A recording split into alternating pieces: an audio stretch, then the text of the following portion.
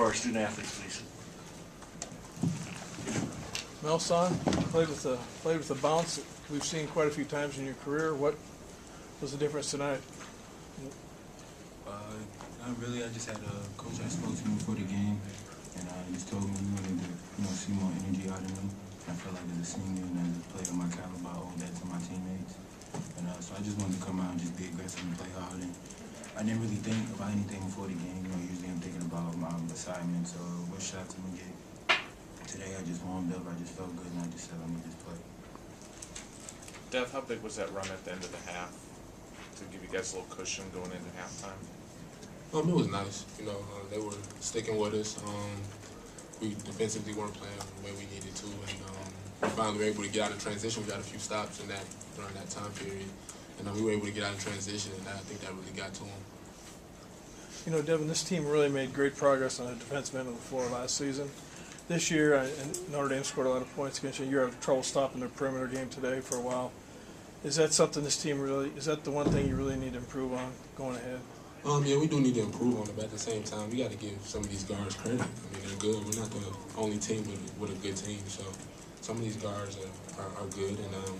But at the same time, like you said, we do got to pick it up as far as dribble penetration and them being able to kick off the threes. But I think sometimes you got to give credit to these guards, like Richard Carter today.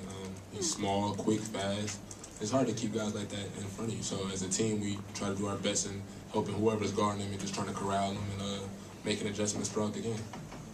What's that like for you? Because you never know what teammate tonight. It was Mel and Peter had some good moments. You never know who's going to be hot. You're just going to keep giving the ball to the guy who's hot. That's pretty much it, right? Yeah, pretty much.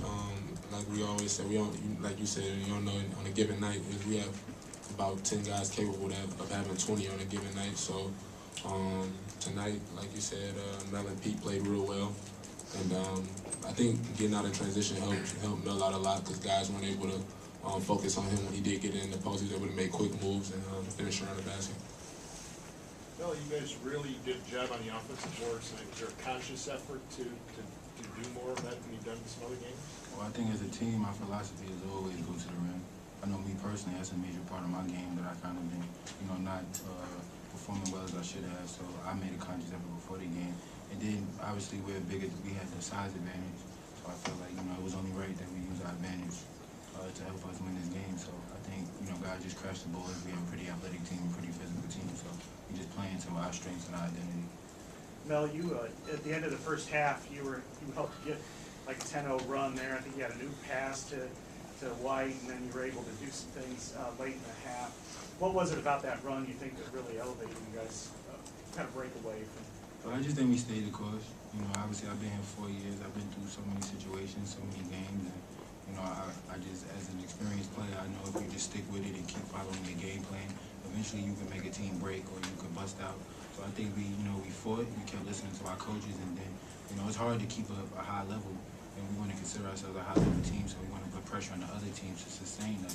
And, what separates good teams from great teams is that you can sustain it a little longer. So I think that was just a perfect example of us sustaining a high level. Couple more questions. Anything else for our student athletes?